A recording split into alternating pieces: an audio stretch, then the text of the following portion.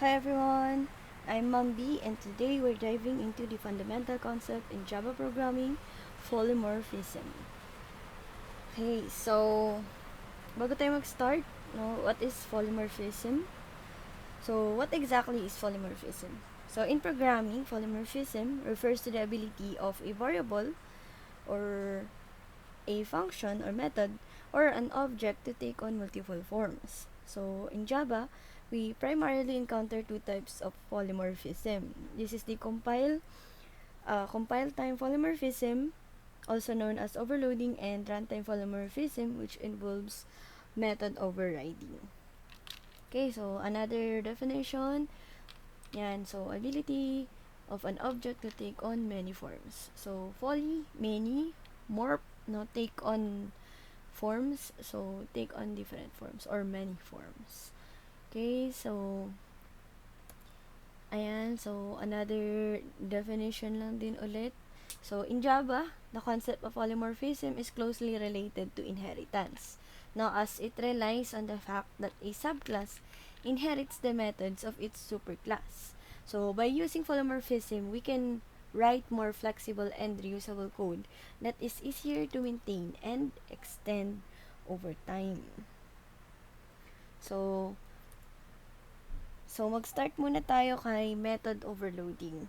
So, ano nga ba to and anong meron, no? Paano natin siya ginagamit? So, method overloading, by definition, no, ito yung time kung saan meron tayong multiple methods na pare-parehas yung pangalan, no? Same name, but different parameter. So, pag sinabi natin different parameter, pwedeng magkaiba yung number ng parameter or magkakaiba yung types ng parameter. So, yun yung tinatawag nating method overloading. So, tandaan niya lang kaya nga overloading, no? So, ibig sabihin, marami kang method. Same name, again, but different in parameter types or numbers. So, paano natin to ginagawa? So, itong video na to is basic lang. So, hindi tayo masyado magtatagal. Mabilis lang.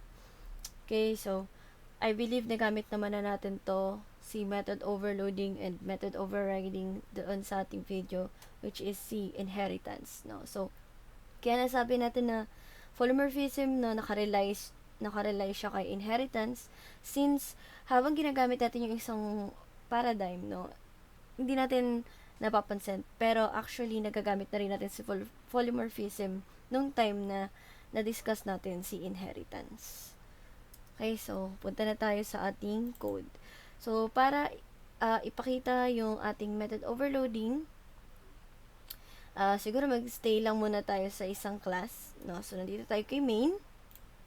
Okay, so, let's say, gusto natin na gumawa ng mini calculator. No? Gusto natin mag-perform ng calculations. So, for example, gusto lang natin mag-add ng dalawang number.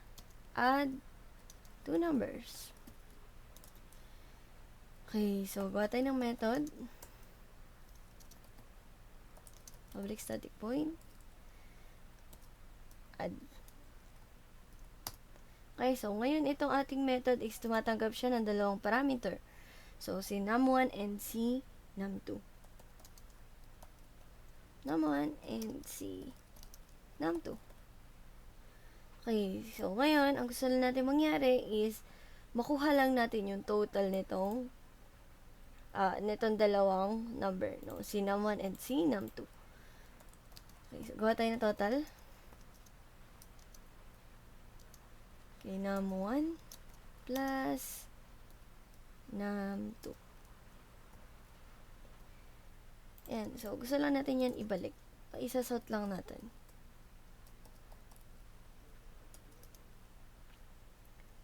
Okay, plus natin si total. Okay, so this time kapag tinawag natin si add, no, manghihingi siya ng dalawang parameter. So, si num1 and si num2. So, bigyan natin ng madali lang natin i-check. Yan, so let's say for example, num1 is 15. Sige, palitan natin. 25, ganyan. Okay, and run natin. Yan, so medyo mabagal lang siya. Kasi kakabukas ko lang. Ayan, so yung ating total ay 40. So, tama naman, no? Okay, so what if naglagay tayo ngayon ng may decimal point, no? Let's say, for example, ang number na is 155.23. So, syempre, magkakaroon tayo ng error since hindi natugma yung ating binibigay na argument and yung parameter na dineclare natin dito sa ating add method. So, ang mangyari, no, magkakaroon tayo ng error. Sasabihin niya, incompatible types. Pero what if ganun yung gusto natin mangyari? So, yung overloading na tinatawag, ibig sabihin, meron tayong same method, same yung kanilang pangalan, yan, pero makaiba ng parameter. So, this time, gawin nating double.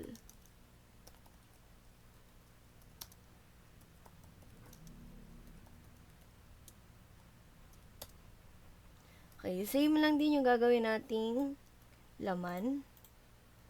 Papalitan lang natin ng double. Ayan. So, ano nangyari? So, automatically, no, nalaman agad ni Java kung sinong add ba yung tinatawag mo. Yung add ba na naka-int or yung add na naka-double.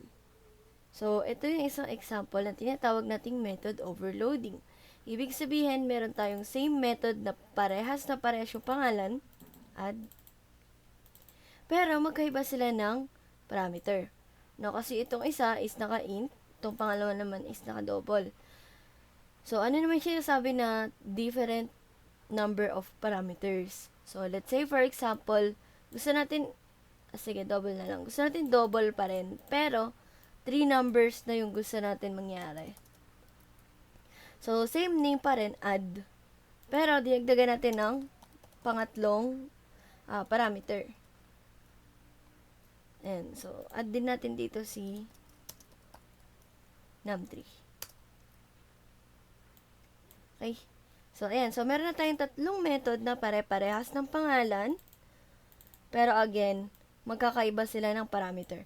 Yung parameter po is itong nasa loob ng open and close parenthesis. Pag sinabi natin parameter, ibig sabihin, ito yung hinihingi niya, no? Ito yung nire-required niyang data kapag tinawag mo siya. And ito naman nandito sa taas, ito yung argument na tinatawag natin. Okay, ibig sabihin naman, ito yung pinapadala nating data papunta doon sa method na tinawag natin. For example, ito. Dinagdagan natin ng isa pang number, 20. So, walang naging problem. And, kung nakikita ninyo, no, at compile time, na-recognize ka agad ni Java na, yung add na tinatawag natin dito is yung add method na merong tatlong parameter. Okay, so, ganun lang po siya kasimple. So, run din natin yan. Ayan, so, nakuha natin ay 200.23. So, mukhang tama naman. Okay, so, ganun lang kasimple yung ating overloading. Always remember, ang ating overload, nakadepende siya sa parameters. No? Hindi siya nakadepende sa return type. Paano pong hindi nakadepende sa return type? Common mistakes, no?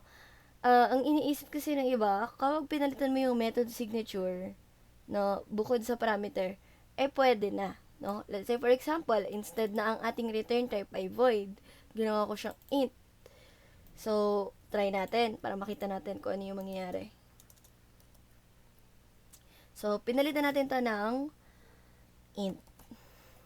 And, gusto natin na i-return to.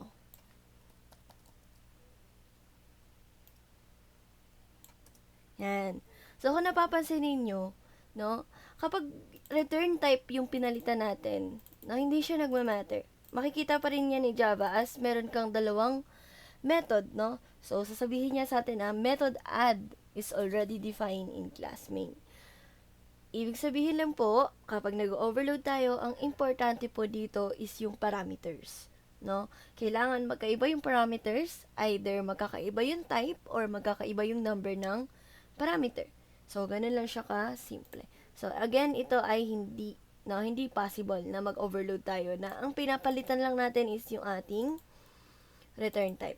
Ganun din ko, ang papalitan lang naman natin is yung modifier. So, wala ring mangyayari. No? Hindi rin natin siya kahit na ibalik natin to kay void.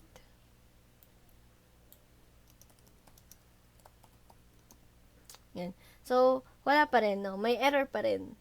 Kahit na access modifier yung pinalitan mo, may kita niyan as duplicate na yung ating methods. Again, ang overloading, no? Tinitingnan natin dito is yung parameter. So, meron tayong multiple methods. Yan, no? Add. Puro add yan lahat, no? Pero, magkakaiba sila ng parameter. No? Magkakaiba yung kanilang requirements. Kakaiba yung hinihingi nilang data. So, if naguguluhan pa sa part na to, pwede nyo itry itong example. Gawa kayo subtraction naman or multiplication naman. So, itry ninyo, i-pause muna yung video bago tayo mag-proceed. So, if wala na tayong question, no, or if na-try mo na, na-testing mo na, so, mag-proceed na tayo sa susunod nating example. Okay? So, punta naman tayo kay method overriding. So, ano naman yung method overriding? Okay, so, yung method overriding naman, no, occurs when a subclass provides its own implementation, no? So, ibig sabihin dito, nagpo-provide tayo ng own implementation ng isang method na na-define na natin sa ating superclass. So, ito yung sinasabi ko sa inyo kung bakit si polymorphism ay nagre-rely lang din siya kay inheritance, no? Kasi hindi natin pwedeng magamit si overriding if hindi tayo nag-inherit, no?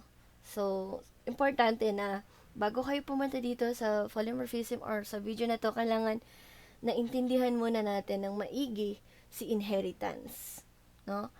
Okay, so if goods na tayo doon, naintindihan natin yung ibig sabihin ni superclass, no? Naintindihan natin kung ano yung definition niya. So, let's try, no, si ating overriding.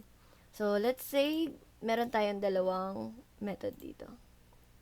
So, gagawa lang ako ng basic example kasi, again, gusto ko lang na maging familiar muna kayo sa basics, no? So, yan. So, favorite na example, no? Si animal class. So, start tayo kay animal class. Yan. So, meron tayong animal class. Okay, and para sa example natin, no, hindi ko muna siya lalagyan ng instance variables since magfo-focus tayo sa methods, which is, ang gagawin natin is mag-override. No? So, ito yung pinaka point ng ating video. So, if gusto mo pang malaman yung ibang parts, no, kung paano tayo nag-inherit ng isang class, so, bisitahin mo muna yung video natin sa inheritance. No, mas detail yung explanation doon. So, dito parang nire-review ko na lang ulit yung ating overriding and overloading concept. Okay? So, let's say for example, dito kay animal class, meron tayong method na for example, make sound. Ayan. So, simple lang, no? So, sabihin lang natin, animal is making a sound. O, ayun lang yung laman niya. Nothing too complex, no? Simple lang. Okay, and let's say, meron pa. Ano pa ba? Ano pa natin gawin? So, let's say, meron pa tayong isa pang method, no? O, kunyari, eat naman. And gusto natin siyang kumain. Okay, so tumatanggap siya ng parameter na food. Ibig sabihin, once na tinawag ko si eat, kailangan ko mag-provide ng string value ng food. Okay, and then, sort natin.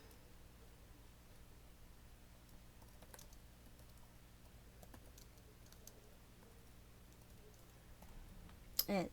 So, provide lang ako ng dalawang method. Okay, and let's say, meron tayong subclass. So, itong ginawa natin si animal. Ito yung ating superclass. No? Pag sinabi natin superclass, na-discuss ko na to ulit again sa inheritance, pero daanan lang natin. No? Pag sinabi natin superclass, ito yung class kung saan i-derive yung iba pang class. No? So, kumbaga, ito yung magpapamana. No? Dito natin i-inherit lahat ng attributes or methods para kay subclass. So, kumbaga ito yung template natin. Okay? So, ito si superclass. Pwede rin siyang tawagin as base class or parent class. Okay. So, ayan. So, gagawa ngayon tayo ng subclass. No? Pangalan natin siyang si dog. Okay. So, ito na yung ating public class, dog. So, ngayon, si dog, hindi pa natin siya mamamana kay animal, no? Unless, gamitin natin yung ating keyword na extends. So, para maipakita natin, no? Or to indicate that the dog class inherits the attributes and properties of animal class, kailangan natin siyang i-extend. Extends animal. Okay. So, ngayon, ibig sabihin, si dog, no, naka-extend na siya kay animal. So, si dog ay isang subclass or child class. Okay, so, ibig sabihin lang yan, pumunta tayo kay main, gumawa tayo ng object para kay dog. Dog, that. So, ayan, may kita ninyo dyan yung ginawa nating method. So, pwede siyang mag-make sound, pwede natin siyang pakainin. For example, dog food. Okay, and once na natin yan, so nakita nyo, nagkaroon ng output, no? Kahit na walang laman yung dog, right? So, wala siyang laman, pero nakita natin yung output. So, bakit po ganun, no? Bakit may lumabas pa rin pong output, wala naman pong laman to si dog, no? So, yun nga ay dahil sa naka-inherit siya kay animal. So, ibig sabihin, lahat ng properties, no, ni animal ay nakashare na kay dog. So, pwede niya din ma-access or magamit. So, ngayon, ano naman yung ating tinatawag na overriding? So, tandaan natin na si overriding, possible lang siya again mangyari kapag meron tayong superclass and subclass. So, hindi natin pwedeng i-override yung isang method na nasa isang class lang. So, hindi siya possible. So, ang overriding, tandaan palagi na nagre-rely siya sa inheritance. Okay? So, paano yan? So, let's say for example, ayan na nga. So, si dog, gusto natin kapag nira natin to, instead na animal is making sound, gusto natin na mag-arf siya, no? Tumahol siya, no? For example, no? The dog is barking. Gusto natin ganun yung maging output. So, gusto natin na mapalitan yung implementation nitong method ni animal. Okay, so, paano naman natin yun gagawin? Okay, so, punta tayo dito kay dog. Isang bagay na kailangan natin tandaan kapag nag-override tayo is kailangan same method signature. Pag sinabi nating method signature, same. Yan, same. No, pag sabi natin method signature, ito yung isang buong line na to. So, dapat parehas na parehas. So, punta tayo kay dog. Paste natin. Enter. So, ayan. So, nakita ninyo, ito yung tinatawag nating overriding. Why? No, meron na tayong existing na method sa ating superclass, which is, pangalan din, make sound, no? Return type niya rin ay void. Parehas na parehas. Pero, gusto nating i-modify. Gusto nating i-alter. Gusto nating palitan yung implementation. Gusto nating mag-create ng sarili nating implementation. So, kaya natin siya in-override. So, puntahan natin tong nandito sa gilid, no? So, pag pinindot mo siya, makikita mo na bumalik tayo dito sa parent class. So, yun yung isang example na nagpapakita sa atin na itong method na to ay naka-override, no? So, ayan. So, lagyan natin siya ng annotation. So, importante na marunong tayo maglagay ng annotation, no? Para na rin hindi mahirapan yung ibang titingin ng code natin and ma-improve yung ating code readability. So, ayan. So, gusto natin ibahin yung implementation. Ayaw natin na animal is making sound. Gusto natin the dog is barking.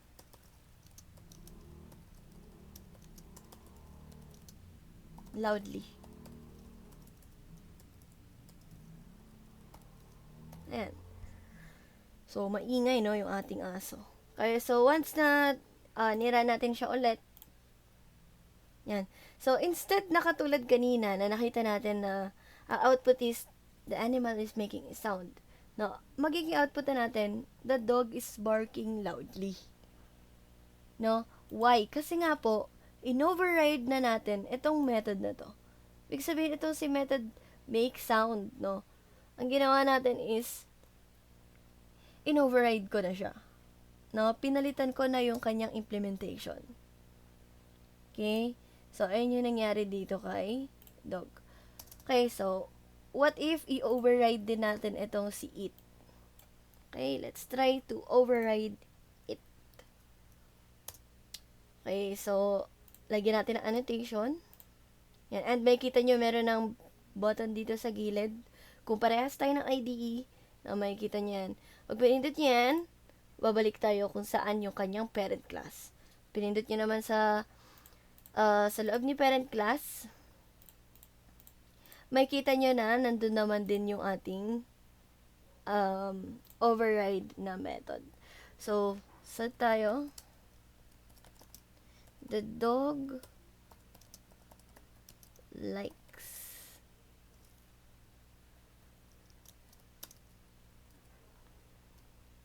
And, okay. So, balik tayo kay animal. Try natin siyang i-run. Kay main. Yan. So, the dog likes the dog food. Pero what if gusto ko pa rin na makita yung the dog is eating dog food, no? What if gusto natin ma-retain yung original na laman ng ating method, which is itong the animal is eating. Actually, di nga natin naayos eh. So, para magamit natin yung parameter, lagyan lang natin. Ayan. So, what if gusto ko pa rin makita tong implementation na to? So, if gusto pa rin natin siyang makita, no, ano ang gagawin natin? I-copy-paste. So, syempre di natin siya i-copy-paste, no?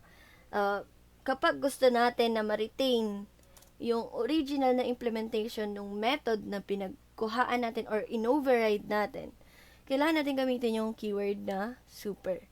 So, ano ang ginagawa ni super? So, si super keyword, ginagamit natin siya to call attributes or methods that belongs to the super class. So, kaya siya super, no? Ibig sabihin, ang may power lang na gumamit ng keyword na super ay yung ating mga subclasses. Okay, super dot. Tuwagin natin si it. Ayan. So, itry natin.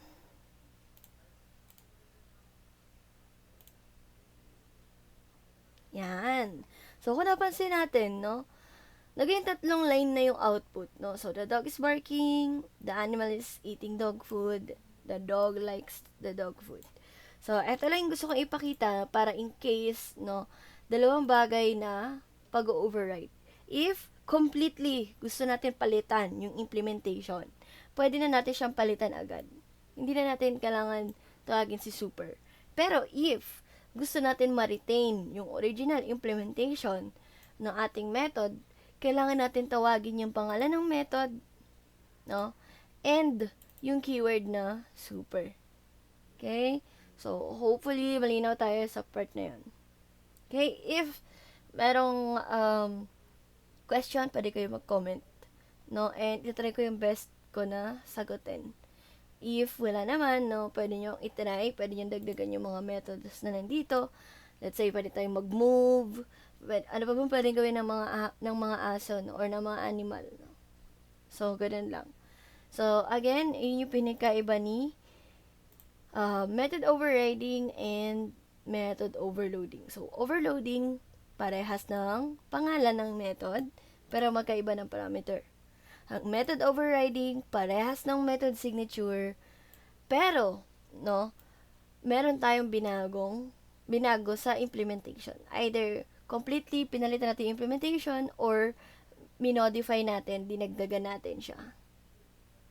Okay? So, check ko lang if ayan, so, check ko lang if nag-record pa rin ba yung video. Okay, so, next tayo, if wala na tayong question.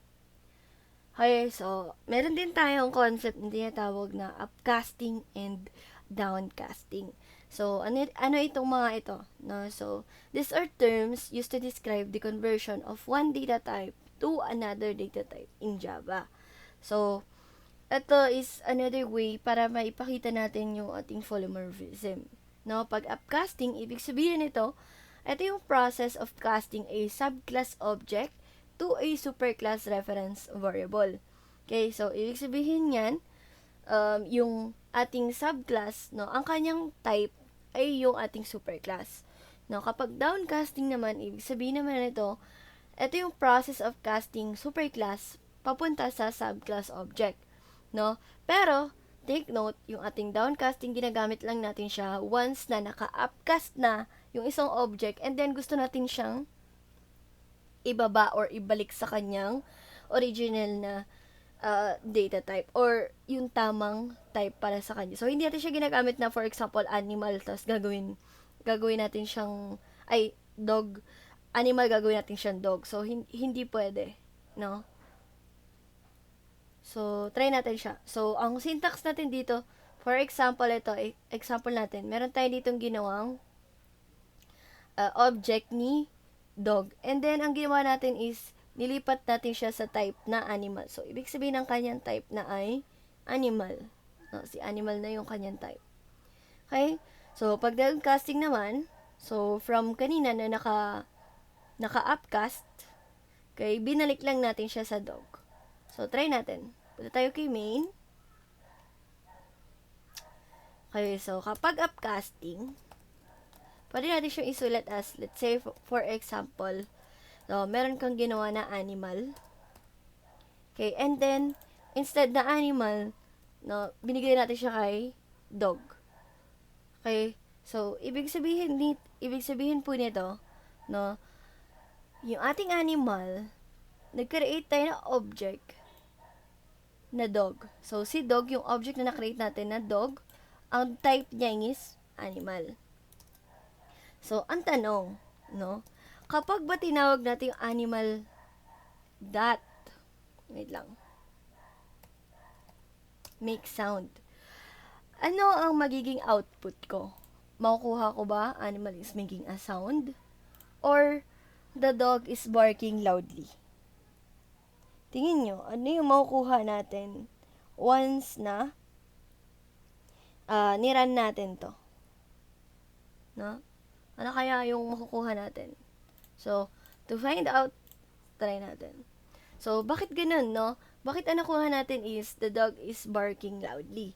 No? Samantalang, sinabi ko nung una sa inheritance na ang mga parent class, no, hindi nila kayang i-access yung nasa subclass. Pero bakit ganun?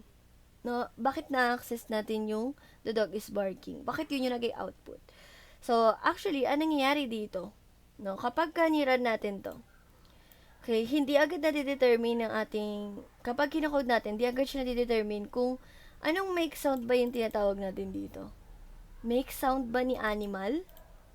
Or make sound ni dog? So, ito yung isang example ng tinatawag nating dynamic binding. No? Or also known as late binding or runtime polymorphism. So, ito yung process by which the appropriate method implementation is determined at runtime. Ibig sabihin, no, ang nangyayari, ang hinahanap nating make sound, kapag nila natin siya, saka pa lang aalamin ni Java, anong make sound nga ba yung tinatawag mo? Make sound ba ni animal or make sound ni dog? So, ano yung nangyayari dito? No? So, dinidetermine natin kung ano yung appropriate na method na tatawagin niya based on the actual type. So, ito ang importante na tandaan natin to. So, based on the actual type of the object rather than the declared type of the reference variable. So, kung titignan natin, ang type ng ating reference variable, no, si animal, ang type niya is animal, right? So, ibig sabihin, since, no, dinetermine natin to, or ito yung tinatawag nating polymorphism, no, dynamic, no, or runtime polymorphism. Okay? So, ibig sabihin, dinedetermine natin kung ano yung tatawagin nating method depende sa type mismo, no? Hindi sa mismong type ng reference variable. Dun sa actual type ng object. Okay? So, kaya ang naging output natin dito is si dog.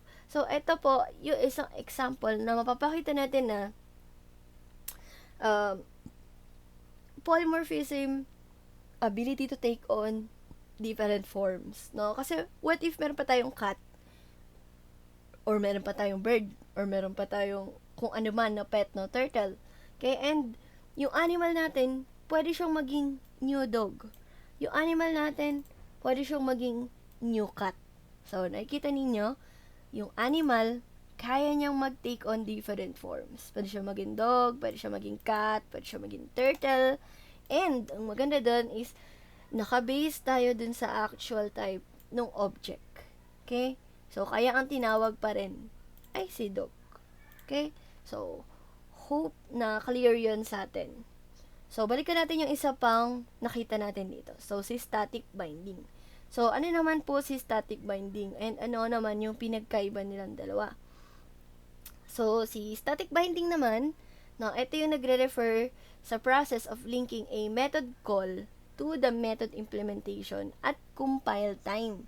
So, based on the type of the reference variable. So, ibig sabihin ito yung usual niya ginagawa natin. So, nakadepende siya sa type ng reference kung ano yung tatawagin niya. So, for example, gumawa tayo ng bagong object na animal and tinawag din natin si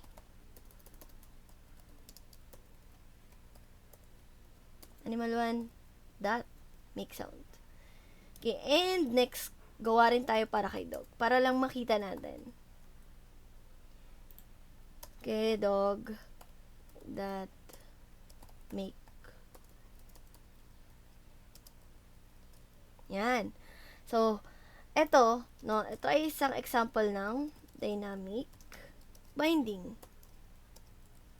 Ibig sabihin, sa compile time pa lang natin madidetermine kung aling implementation yung i-call or iraran natin. Ito yung tinatawag nating static.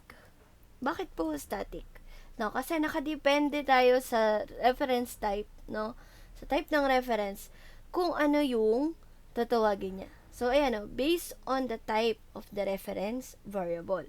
Samantalang pag dynamic binding, based on the actual type of the object. Okay? So, yun yung pinagkaiba nila.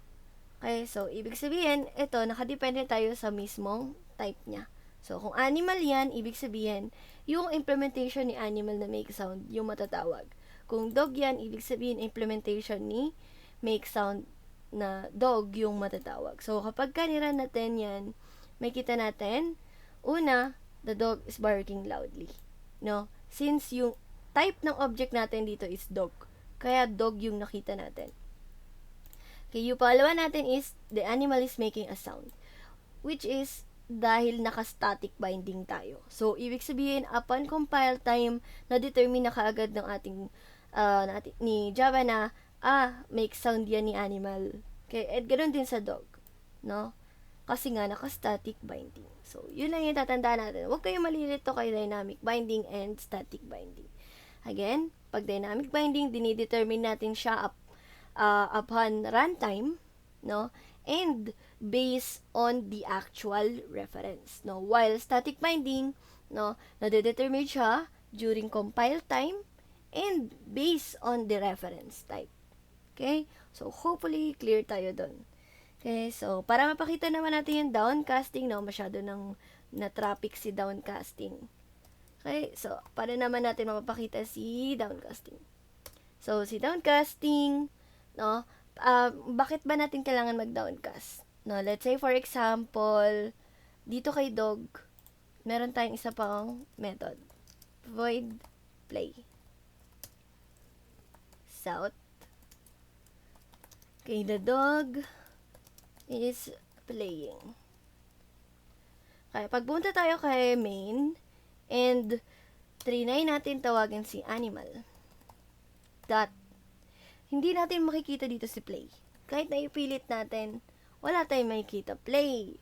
Why? Kasi ito na nga po yung concept natin ng inheritance before, which nagsastate na hindi pwedeng i-access ni parent class yung mga meron si subclass. Since ang actual type ng object natin ay dog, hindi kayang i-access ni animal yung method na play.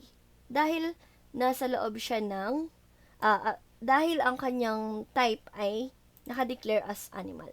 So, paano yan, no? Let's say, for example, nag-upcast ka and then nagbago yung simula, gusto mo pala na i-downcast para matawag mo si play.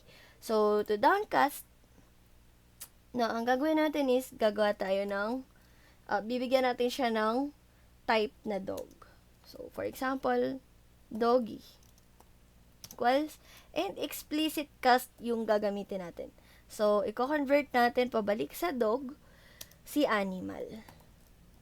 Okay? So, ano yung nangyari po dito, ma'am? Bakit po natin yung ginawa? So, kasi nga po kanina, kapag ang type natin is animal, which is yung parent class niya, no, animal, hindi niya kayang i-access yung mga method na meron si dog. No? Since nag-upcast ka. No? Ngayon, paano if gusto mo siyang ibalik papunta kay dog? So, ida-downcast natin siya. So, si doggy, that. So, ngayon, nakita natin na present na yung method na play. So, pwede na siya mag-play. So, again, itong mga tinuturo ko, hindi ka naman nare-required palagi na mag-upcast and hindi ka rin naman palagi na i-required na mag-downcast. So, gusto lang natin ipakita yung pag-apply na itong mga concept na to. So, para lang familiar kayo, pag nakita nyo ito, hindi kayo malilito na, ano yung ibig sabihin ng dog dito? No? So, ibig sabihin lang yan, nililipat natin yung animal, which is anong type? Ang type niya ay animal. Ibabalik natin siya papuntang dog. So, ito yung tinatawag na downcasting. Hindi po yan pwedeng, for example, dog, o for example, brownie, equals new animal. Hindi po yan pwede, ha? So, ito yung iniingatan natin na mangyari once na nag-try tayo mag-downcast. So, hindi po pwede na i-cast natin yan. So, ayan, makikita nyo na may mga ibibigay siya ditong suggestion. Kasi hindi pwede to. Hindi natin pwedeng i-downgrade yung aso para maging general na lang siyang animal. No? So, hindi pwede. So, again, nagagamit lang natin yung downcast kapag galing siya sa upcasting. Okay po? So, ganun lang. Okay, so, hopefully, no, naintindihan yung lesson natin dito kay polymorphism. Dito na natin tatapusin yung ating polymorphism discussion. Okay, and bago tayo matapos, no, ano nga ba yung mga benefits ni polymorphism? So, again, si polymorphism provides several benefits in software development, no? So, number one na dyan yung code reusability, since, let's say, for example, ito na nare-reuse natin yung mga code na meron tayo. So, you can use existing code para mag-perform ng new task, no? And also, no, meron din siyang, binibigyan niya rin tayo ng flexibility. No, ina-allows niya tayo na magamit, no, yung isang interface para sa general class of actions. Okay, and last, no, yung maintainability. So, since in-apply natin yung polymorphism sa code natin, your code is now easier to maintain and extend. Okay? So, to summarize, no, polymorphism is a cornerstone of object-oriented programming in Java. So, it allows methods to do different things based on the object it is acting upon, no, either through method overloading or method overriding. So, by leveraging polymorphism, no, you can write more flexible, reusable, and maintainable code. So, thank you for watching, no. Paki-visit din yung iba pang video, no, para ma-refresh yung ating memory. Especially if hindi mo pa na-visit yung ating inheritance, encapsulation, and abstraction. So, yun lang. So, dito na muna tayo matatapos. So, good luck and Happy coding!